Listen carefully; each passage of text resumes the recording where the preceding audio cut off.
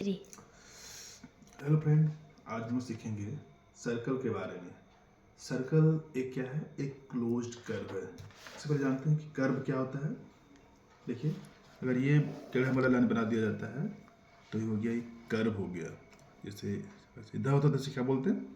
ये हमारा straight line होता है, लेकिन ये वाला क्या है? कर्व लाइन है।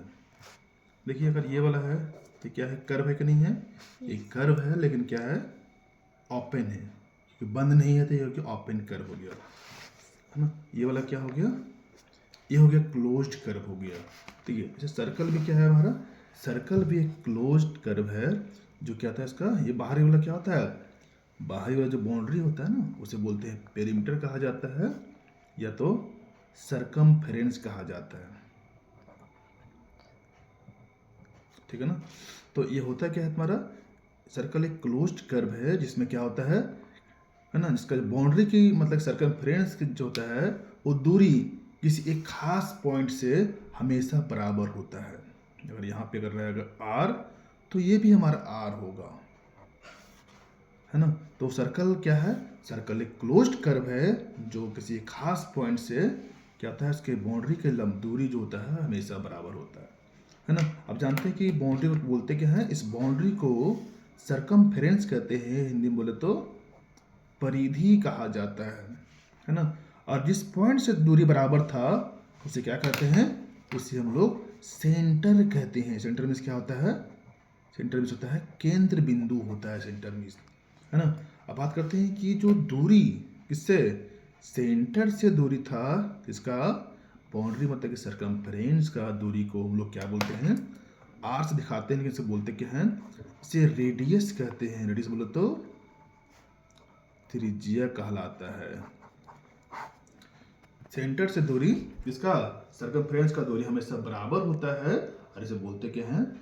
रेडियस कहा जाता है। रेडियस मतलब कि त्रिज्या कहा जाता है ना। हमें क्या करना क्या है? जानना है कि सर्कमफ्रेंस निकालते कैसे हैं, वो भी जान ही लेते साथ साथ, है ना। तो सर्कमफ्रेंस निकालना कैसे है?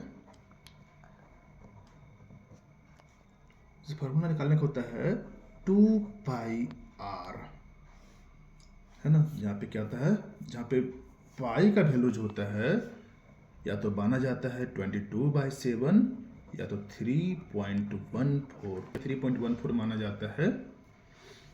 और आर जहाँ पे क्या है? जहाँ पे आर हमारा रेडियस है, ठीक है ना। तो जब निकालना होगा, हमें सर्कमफ्रेंस निकालना होगा, तो क्या होता है? 2πr का वैल्यू पुट करेंगे। इसी का क्या कर सकते हैं हम लोग? एक और फार्मूला होता है निकालने का, पाई डी भी निकालने का फार्मूला होता है। Yes sir. और जहाँ पे डी क्या है? डी क्या है? डी मतलब कि डायमीटर हो गया। डी मतलब क्या हो गया? डायमीटर। डायमीटर को हिंदी में व्यास कहते हैं। अब बोलेंगे व्यास क्या होता है ना। व्यास जानने से पहले हम लोग सर्कल को पुनः ड्रॉ करते हैं, तो देखते हैं।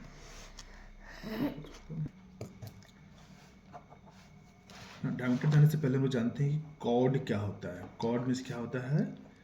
कॉर्ड मीन्स होता है जीवा। जीवा। और जीवा क्या होता है?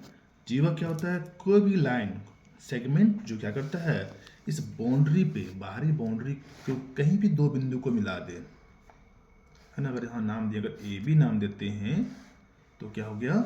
ए बी इसका क्या हो गया? एक कॉर्ड हो गया। ए बी क्या हो गया इसका? यहाँ पे एक कॉर्ड हो गया, जीवा हो गया, है ना। ए बी क्या है? ए भी एक कॉर्ड है।